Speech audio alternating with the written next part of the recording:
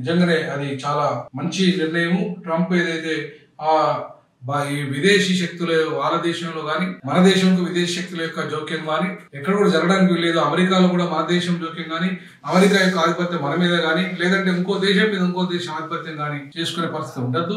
కాకపోతే కొన్ని దేశాల మధ్య ఏదైనా ప్రాబ్లమ్స్ వస్తే వాటిని పరిష్కరించుకునే దిశగా అడుగులేయాలి తప్ప ఇలా మన అనవసరంగా ఆ వంకతో ఆ దేశంలో ఉన్న అంతర్గత విషయాల పట్ల, అంతర్గత కలహాలు, అంతర్యుద్ధాలు, వాటిని ఆ వంకతోని అమెరికా గతంలో జోక్యం చేసుకుంది. ఇప్పుడు జోక్యం చేసుకోకుండా పెద్దన్న పాత్రగా ఉంటూ అవసరమైతే ఆ సమస్య పరిష్కరించే దిశగా ఉండాలి తప్ప ఇవాళ ఈ అమెరికా తన ఇష్టరాజ్యంగా చేయకూడదు.